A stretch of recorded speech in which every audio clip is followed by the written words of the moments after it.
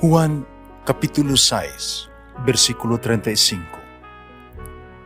Si Jesus miingon kanila, "Ako mao ang pan nga naghatag sa kinabuhi. Ang muari kanako dili nagayod gutomon, ug ang mutuo kanako dili nagayod uhawon." Ang mga puno Pan sa kinabuhi. maglikon unta sa mong pagtuo ug agakakabi sa pagtuman sa imong mahal nga kasuguan. Ang ginumanaan kaninyo. Santo si Ebanghelyo sumala ni San Lucas. Si Jesus miingon ngadto sa katawhan. Ikakita ninyo og dag-ong nagikan sa kasadpan. Moingon dayon kamo maulan dili madugay. Ug maulan gayod. Ug sa pagkamatngon ninyo sa habagat nga maghuros miingon kamo muinit karon. Ug muinit gayod. Mga tapakaron ingnon. Nakamao kamong musabot sa kahulugan sa dagway sa yuta o sa langit.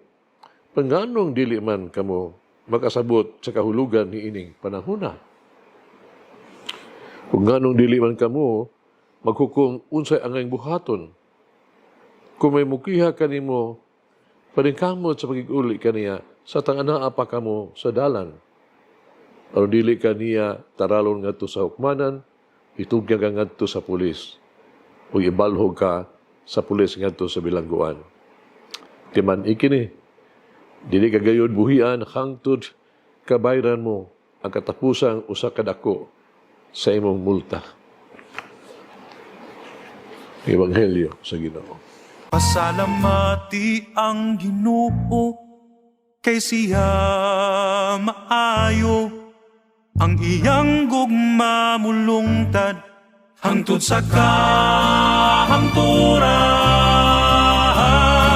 Pasalamati ang Diyos sa tanang mga Diyos ang iyang gugma malungtaron. Pasalamati ang Ginoo sa mga Ginoo ang iyang gugma balungtaron.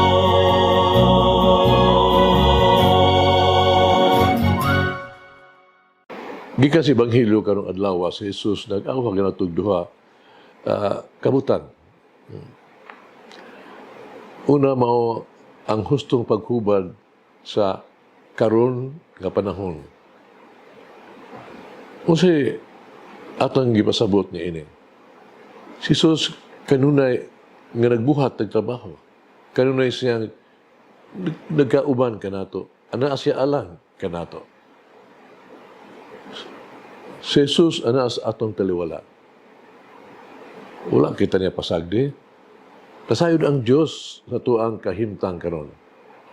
Ang Diyos na minaw sa tuang mga pag-ampo. Ug ang Diyos sigurado yung maging labot, umubuhat o mga maayong butang alang kanato. Pero ang problema kay gibaliwala na nato siya. Dili kita gustong maminaw kaniya o magpabungol-bungol pa lang gani kita. Usahay, muli kay pata niya. Una na alang kini. Ang tanan nga tuang palibot, usag mapakita sa presensya sa Dios. Ang tanan nga naa kanato, no, mao ang pagmatuod sa papagilabot sa Dios. Ang Dios buhi gayod, ang Dios ana kanunay, ang Dios nagigsulti kanato pinagi sa mga paghitabo sa tong kinabuhi. Ang Dios kanunay adunay mga mensahe alang kanato.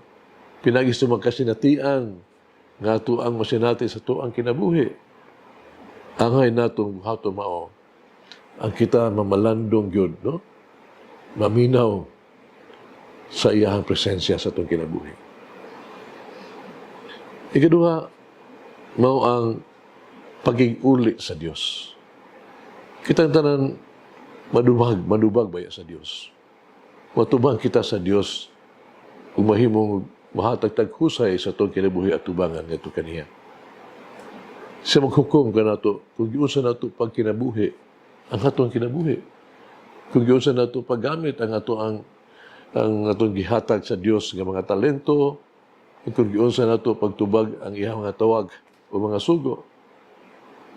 Busa mas maayo mabalik sa Dios o magkig-uli kaniya sa dili pa ulahi ang tanan.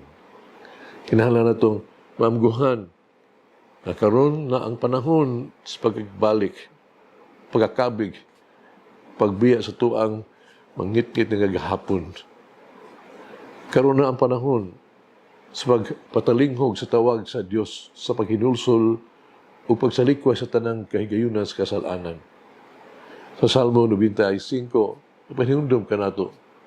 O nga karong adlaw makadungog unta kamo sa iyang tingog. Ayo patig-aha ang inyong mga kasing-kasing ingon didto sa Meriba, sama sa adlaw sa masa sa kamingawan. Didto gisulayan ako sa imuha mga katigulangan. Gisulayan nila ako bisan kung nakita nilang ako ang mga buhat. Tugiranong kini ni Rosalinda usa ka Pinay nagtrabaho sa gawas sa nasod. Buta na siya mga higala kung magpakasal ka na siya asa man niya sa uluga ang iyang kasal.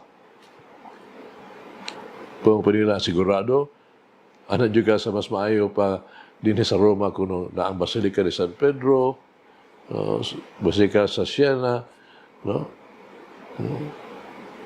Ilawam sa gitawag itong romantic kayong adlaw sa Toscan. Pilingo-lingo siya ang iyang ulo. Sa nilang mga sugyot. Kung how I wish to be married in the Philippines. Yung mga higala na yun, may sugyot. Hindot. At ito sa Kalirwaga. Niya kini mahimong solemne romantiko kaayong lugar. Mingon si Rosalinda, no, ipalabi ko nga ako ang kasal mahitabo sa bataan, din ako na tao. Samo ang simbahan sa Orane. Ako ang kamanhunon, magatubang sa mong patrona, ang mong Birhen Milagrosa sa Rosario. Samo ang paghimo niya sa mong pagpanumpaan nga pag-unong sa kinabuhi. Ana ang Birhen sa tubangan, mo saksi sa mong pagsinaaray. To love, to be faithful to each other until death do us part. Hagit kinabuhi. Unsa ako ang tawag tuga listahan, bucket of list. Alang ba sila sa himaya sa Dios? Alang ba sa palabuan sa uban? O alang ba sa kayuhan sa akong kalag? Ay mag-ampo kita. Ako minahal nga Ginoong Hesus. Ako balang agalon magtutudlo. Walay untay mawala ako paglaom. Kanuna aduna untay higayon, kanuna aduna ito bag-ong oportunidad. Ana gihapon ka kanako. Nagtuog gihapon ka kanako. Paborang ko gihapon nimo. Imo akong sangkapan ug punon sa kinahanglan ug usay kulang. Ug may pailaom pa. May pagkaayo pa. Ug tungod sa imong grasya ug sa imong kaayo, gihimo nimo ang tanan nga posible alang kanako. Kihatagan mo ako og bag-ong direksyon. Kihatagan mo ako usa ka bag-ong kinabuhi. Ug salamaton kaayo ako kanimo. Amen. Oh, may they guide me in resolving the problems I have in my relationship with others. Malangin ang Diyos magagahom sa tanan. Amahan, Anak, Espiritu Santo. Amen.